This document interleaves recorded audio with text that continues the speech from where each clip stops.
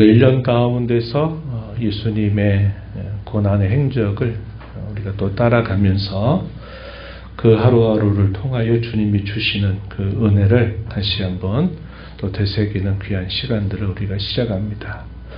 이 한 주간 동안에 우리 하나님의 풍성하시는 종이 저와 여러분의 가슴 속에 함께하기를 바라고, 하루하루 우리가 일상을 또 살아가지만 또 한편으로는 절제하면서 우리 주님이 받으셨던 그 고난이 우리에게 어떠한 큰 유익을 주었는가를 또 몸소 체험하고 경험하는 하루하루의 삶이 되기를 진심으로 바랍니다.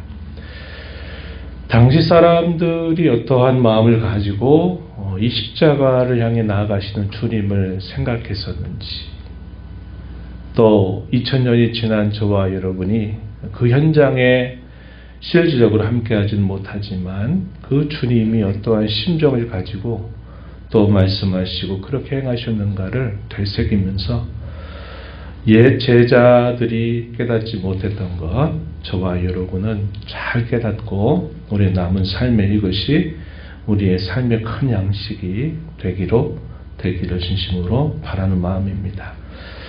세상의 종교들은 내가 어떻게 고행을 하고 내가 어떻게 행하면 내가 믿는 신이 나에게 어떻게 해준다 하는 것을 주요 관심사로 갖고 신앙생활을 합니다. 그러나 우리 기독교는 내가 먼저 시작하는 것이 결코 아닙니다. 하나님께서 우리에게 찾아와 주셔서 우리로 하여금 그의 은혜가 무엇인가를 알게 하시고, 그 알게 하신 은혜에 대하여 우리가 가장 잘 반응하는 것으로 우리의 신앙은 시작하게 된다는 겁니다. 그래서 내가 뭘 어떻게 해야 될까 하는 것에 관심을 갖기보다 하나님께서 우리에게 찾아와 주셔서 그가 우리에게 베푸시는 그의 말씀, 또 그분이 가리셨던 그의 마음을 우리가 잘 알아들이고 깨닫고, 그 깨닫고 아는 것을 붙들고서 우리가 힘써 우리의 삶에 살아가는 것을 잘하면 우리는 하나님을 잘 섬기는 사람들이 된다. 이렇게 여러분들이 여기시면 되겠습니다. 예수님께서 예루살렘에 입성하시고 난 다음에 다음날 어떤 일을 하셨는가, 우리가 여러 공감복음서 또 제4복음서들을 쭉 종합적으로 봤을 때는 두 가지 일을 하셨습니다. 이 마가복음 이에 대한 가장 선명한 기록을 우리에게 남겨주고 있는데 두 가지 일입니다. 오늘 우리가 읽었던 말씀에 보면은 예루살렘에 입성하시고 나서 이제 다음날 이튿날이 되어서 제자들을 데리고 일찍이 다시 예루살렘으로 향하시는 동안에 이 무화과 나무를 만나면서 이 무화과 나무에서 열매를 얻지 못한 것 때문에 저주하시는 일이 있었다는 겁니다.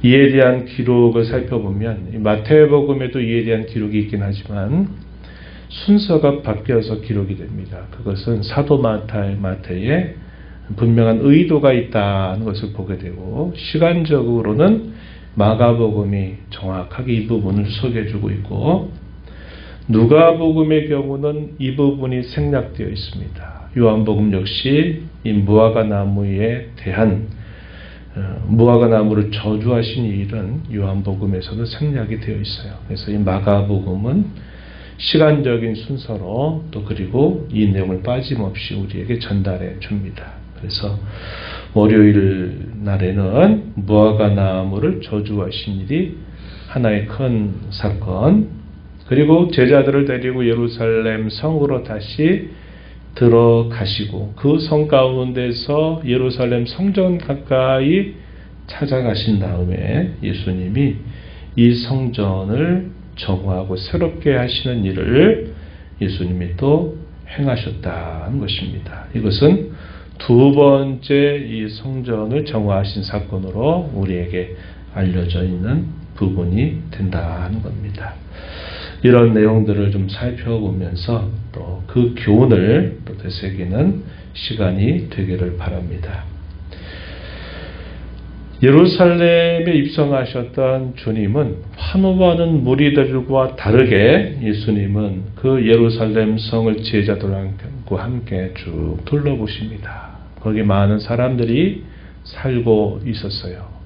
그 성을 둘러보시면서 사람들은 환호하고 기뻐하고 즐거워했던 그 마음이 식기도 전에 예수님은 이 성을 쭉 둘러보시면서 우셨다고 기록합니다. 누가복음이 이 부분을 잘 기록해 주었어요. 우리가 어제 읽었던 말씀에 그 부분에 소개됩니다. 예루살렘을 내다보면서 우셨는데 그 우신 이유가 뭘까요? 하나님의 백성이라 부름받는 하나님 백성들의 태도, 그들의 삶, 그들의 신앙 이런 것들을 전반적으로 꿰뚫어 보신 예수님께서 그들에게 머지않은 미래에 닥치게 될 무서운 화를 내다보면서 예수님이 우셨습니다. 예수님이 이렇게 오시고 나서 약 30여 년, 40여 년 시간이 흘러가면서 예수님이 내다보셨던 그 사건이 일어나게 되죠. 주 70년에 로마의 디도 장군을 통해서 예수님이 내다보시고 오셨던 그 일들이 실제로 벌어진 겁니다. 그때까지의 30년, 40년 세월이 기회로 주어진 거죠. 그 안에 하나님을 참되게 알고 이 예수님이 죽고 부활하신 이후에 그 30년, 40년 세월 동안 우리가 잘못 알았구나. 우리가 잘못 믿었구나. 우리가 잘못 살았구나 하는 것들을 깨닫는 사람은 그들이 주님 앞에 돌아와서 은혜를 입었겠지만 여전히 그러한 잘못된 종교, 잘못된 신앙, 잘못된 삶을 살고 있는 그들에게는 무서운 화가 그들에게 닥쳤다는 것을 우리가 바라보게 되는 겁니다. 바로 이러한 일과 더불어 예수님이 다음 날 하신 첫 번째 일이 이 무화과 나무를 저주하시는 사건을 통해서 상징적으로 당시의 이스라엘 백성들, 하나님의 백성들이라 자칭하는 그들의 신앙, 그들의 삶, 그것을 통칭으로 삼아서 예수님이 이 무화과 나무를 저주하신 것입니다. 예수님은 겸손한 왕으로 한 번도 타보지 않은 나귀를 타고 사람들의 환호를 받으면서 왕으로 예루살렘에 입성하셨습니다. 로마의 개선 장군과 같은 화려한 퍼레이드를 펼친 것이 아니라 겸손한 왕으로 예루살렘으로 오르셨어요. 그리고 우시기도 하셨습니다. 그런데 그 예수님이 다음 날 하신 일 보니까 이게 얼마나 충격적인 일입니까? 예수님이 저렇게 저주하시다니. 그것도 사람도 아닌 이 무화과 나무에 열매가 없다는 것 때문에 저렇게 저주하시다니. 제자들이 적지 않은 충격을 받았을 것입니다. 이것은 자기 백성들을 향한 오랜 기다림에도 불구하고 여전히 하나님을 제대로 섬기지 않는 그들의 오랜 이 패역함에 대한 예수님의 의분을 표현하신 일이다. 이렇게 우리가 볼 수 있겠습니다. 그 이야기는 우리가 잘 아는 바와 같아요. 아직 무화과 나무가 열매를 맺을 만한 적당한 때지 않았던 때였다고 말합니다. 아직 때가 아니었다 이 말이죠. 열매를 한껏 거둘 수 있는 때가 아니라 그보다 조금 이른 시기입니다. 그런데 예수님이 시장하셔서 무화과 나무에 열매가 있는가를 찾아보는데 하나도 없어요. 이건 어쩌면 당연한 일처럼 보입니다. 그러나 가끔씩 그 때에 맞지 않게 열매가 맺어지는 경우들이 있었다는 거죠. 그런데 무화과 나무에 열매가 없는데 예수님이 이상하게 그 무화과 나무를 향해서 저주하시는데 앞으로는 영원히 너에게서 열매를 거두지 못할 것이다 하는 말씀을 하신 것입니다. 그리고 다음 이야기가 이제 기록이 되는데 그 이야기는 어디에 기록이 되냐면 20절부터 25절의 내용이 기록이 됩니다. 다음 날 화요일 날 아침에 또 제자들과 함께 예수님이 올라가신 동안에 어제 그 나무를 봤더니 그 나무가 어떻다고 기록을 하느냐. 뿌리째부터 말라 죽어 있는 모습을 보고 또 역시 제자들은 충격을 받게 된 것입니다. 예수님은 그 사건을 통해서 몇 가지 중요한 교훈을 주시는 겁니다. 믿음이 참되고 진실해야 된다. 하나님 앞에 믿음으로 기도해야 된다. 그리고 다른 사람들과 더불어 화목해야 된다 하는 몇 가지 중요한 교훈들을 다음날 제자들에게 설명을 하시게 됩니다. 이 내용이 20절부터 25절에 소개가 되고 있다는 겁니다. 그래서 이 사건은 훗날의 제자들에게 뭘 보여주신 걸까요?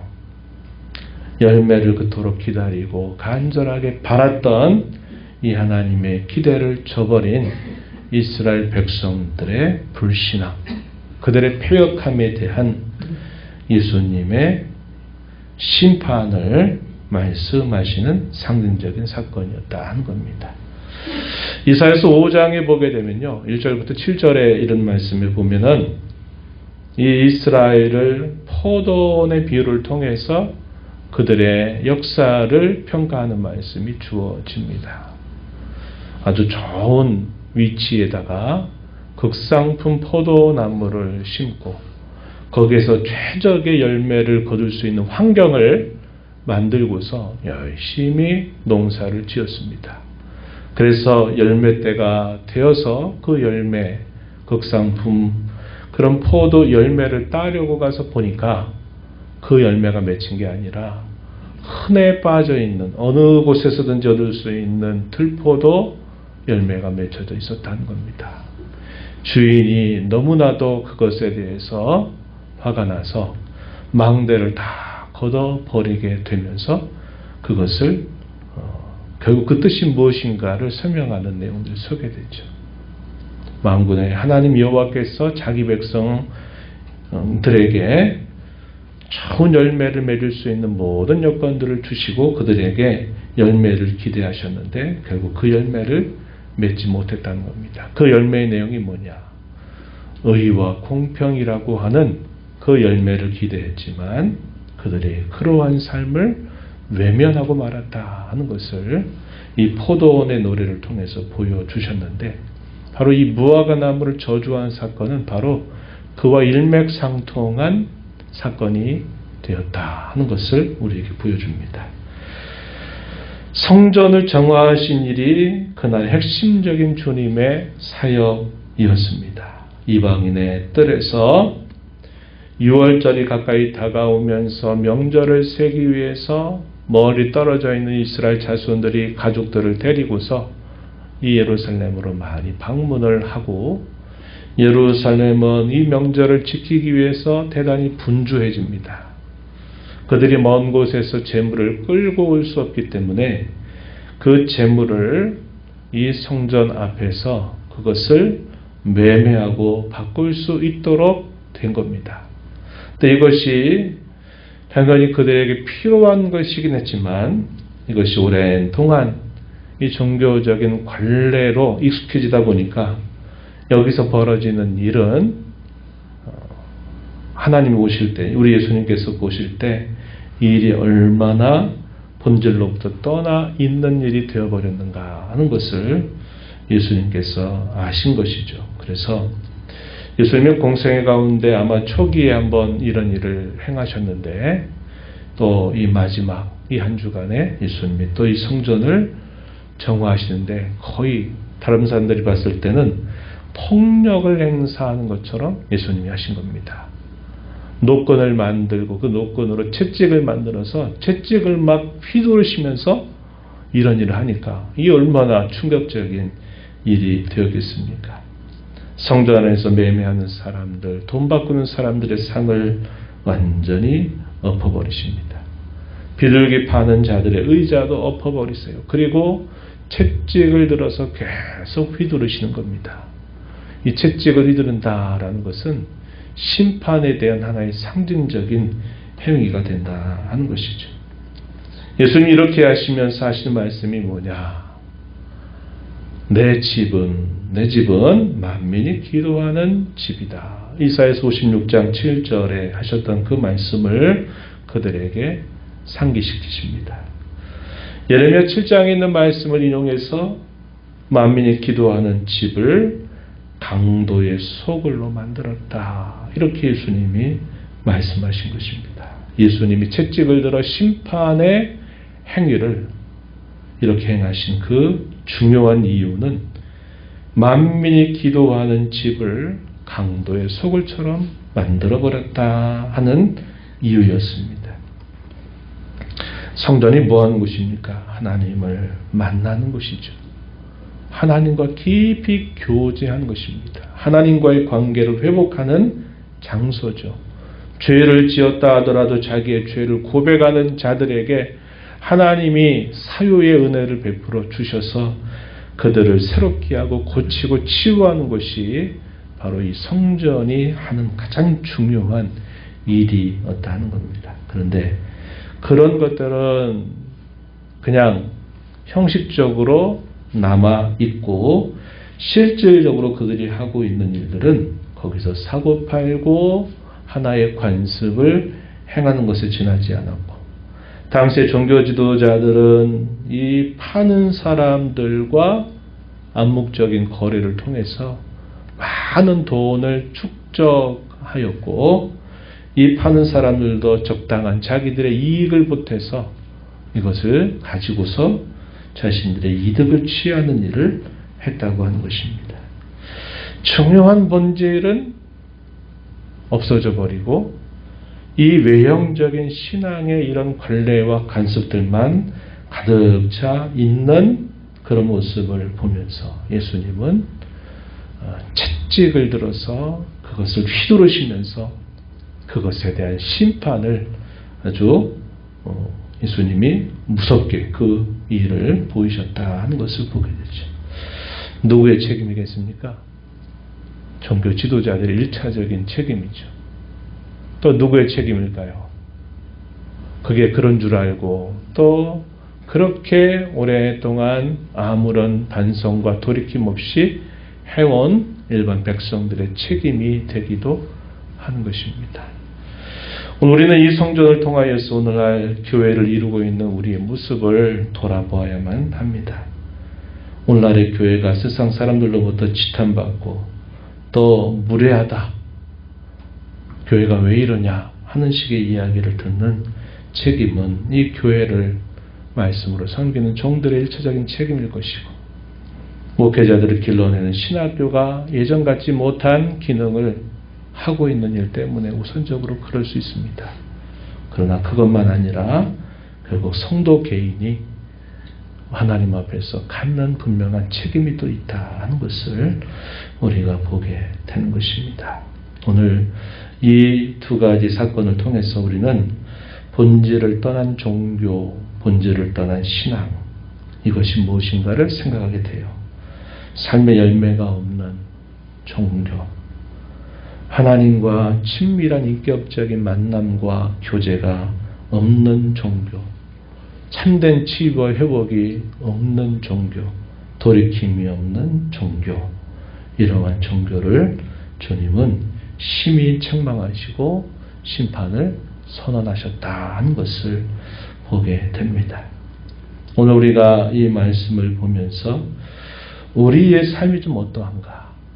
예수님을 믿고 내가 새로운 사람으로 거듭났다 말하면서 내가 살아오고 있는 내 삶의 모습이 어떠한가 하는 것들을 우리가 깊이 되돌아봐야 되겠고, 하나님이 우리에게 찾아오실 때 말씀으로 찾아오시고 성령 하나님 우리의 심령에 이런저런 음성을 들려주실 때 가장 잘 응답하는 것이 우리의 종교의 가장 기본인데, 하나님 말씀은 말씀대로 또 성령께서 우리에게 이끄시는 그 이끄심에 대해서는 여전히 우리의 고집과 생각을 앞세우고 그저 예배당 중심으로 주일날 혹은 예배당에 참여하는 것으로 우리의 신앙을 다 잘하고 있다고 생각한다면 그것은 큰 오산이 될 것입니다. 오늘 우리의 삶을 한번 되돌아보고 참 성전으로 삼아 주신 우리 자신의 마음을 들여다보면서 남은 생애 동안 하나님께서 우리에게 찾아오실 때 가장 좋은 응답을 우리가 하나님 앞에 보이면서 하나님을 참되게 섬기고 하나님과의 인격적인 관계, 그 관계를 바탕으로 한 하나님과의 참된 통해, 그 삶을 소원하면서 우리 함께 간절한 마음으로 기도를 하면 좋겠습니다.